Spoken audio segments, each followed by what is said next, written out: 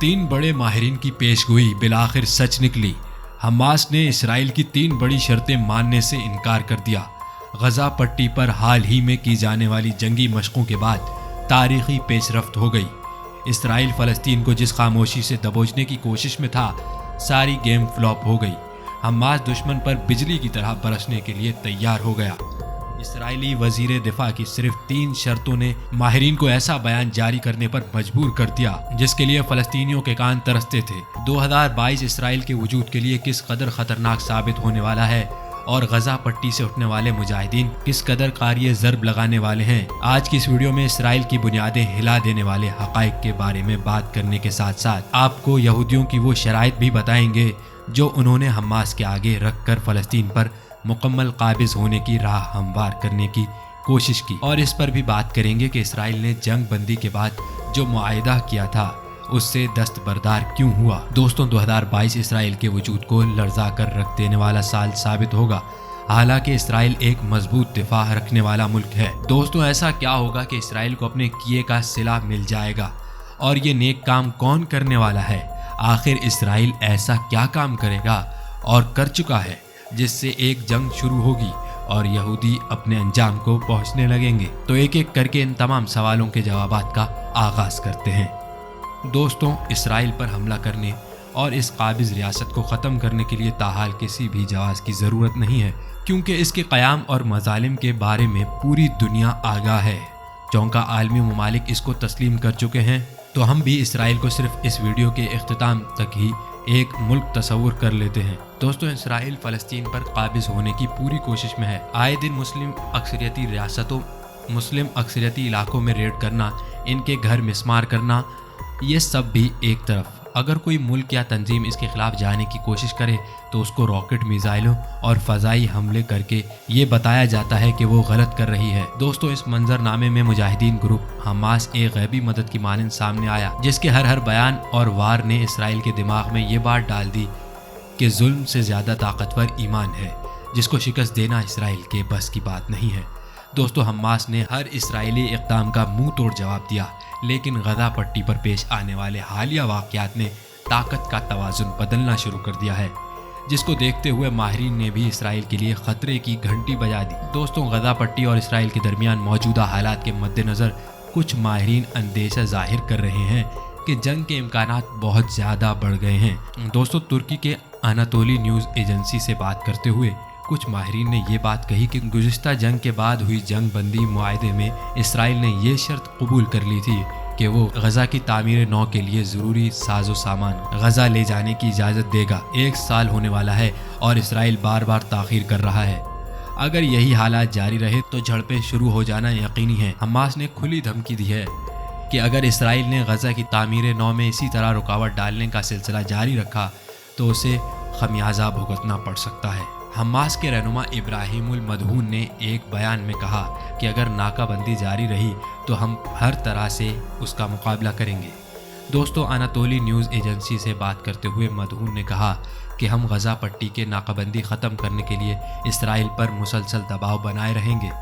उन्होंने कहा कि मुतअद्दिद असबाब हैं जो गजा को धमाका खेज सूरत हाल की जानिब ले जा रहे हैं। मदहून का कहना था कि एक तो गजा की नाकाबंदी, दूसरा बैतुल मुक़द्दस में इसराइल की तहरीक आमेज़ कार्रवाइयाँ और तीसरा फ़लस्तीनी कैदियों के साथ इसराइल का गैर इंसानी रवैया वो असबाब हैं जो नई जंग का आगाज़ करवा सकते हैं। फ़लस्तीनी तज्ज़िया निगार तासीर मोहसिन ने भी इसी खबर रसां एजेंसी से गुफ्तगू में कहा कि गजा पर गुज़िश्ता इसराइली हमलों के बाद जब जंग बंदी हुई तो इसराइल ने हमास से कई वादे किए थे, ताहम अब तक वो पूरे नहीं किए गए।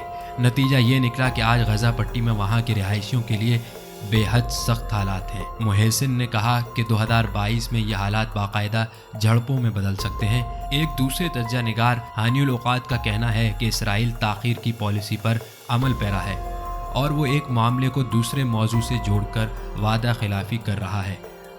ताहम ये सूरत हाल ख़तरनाक झड़पों का सबब बन सकती है। उन्होंने कहा कि इसराइल अपनी हरकतों से फ़लस्तीनी ग्रोहों के सामने सारे ऑपरेशंस का रास्ता बंद कर रहा है।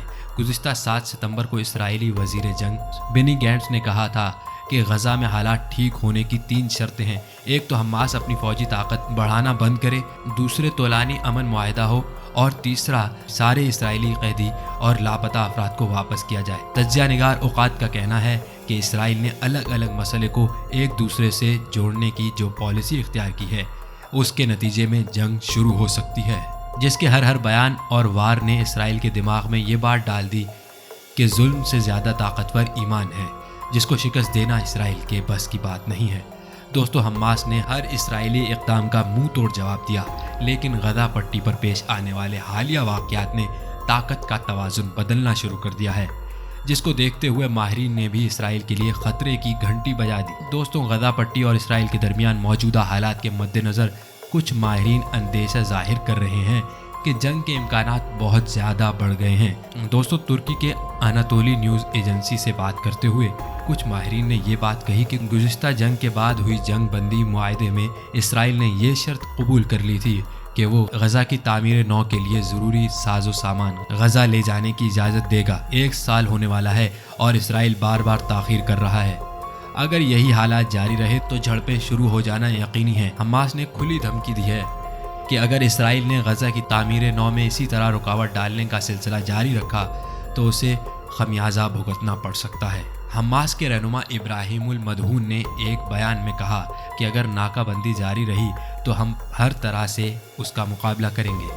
دوستو، اناتولی نیوز ایجنسی سے بات کرتے ہوئے مدہون نے کہا کہ ہم غزہ پٹی کے ناکہ بندی ختم کرنے کے لیے اسرائیل پر مسلسل دباؤ بنائے رہیں گے۔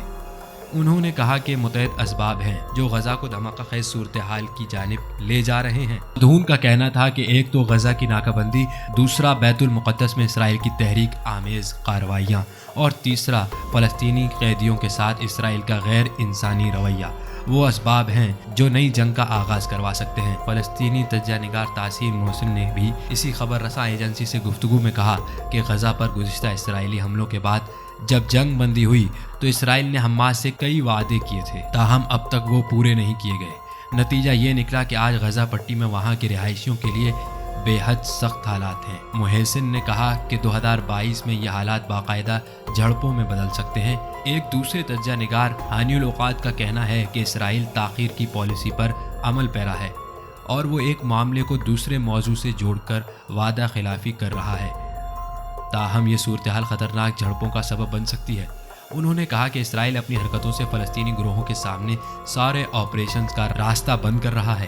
گزشتہ 7 ستمبر کو اسرائیلی وزیر جنگ بینی گینٹس نے کہا تھا کہ غزہ میں حالات ٹھیک ہونے کی 3 شرطیں ہیں۔ ایک تو حماس اپنی فوجی طاقت بڑھانا بند کرے، دوسرے طولانی امن معاہدہ ہو، اور تیسرا سارے اسرائیلی قیدی اور لاپتہ افراد کو واپس کیا جائے۔ تجزیہ نگار اوقات کا کہنا ہے کہ اسرائیل نے الگ الگ مسئلے کو ایک دوسرے سے جوڑنے کی جو پالیسی اختیار کی ہے، اس کے نتیجے میں جنگ شروع ہو سکتی ہے۔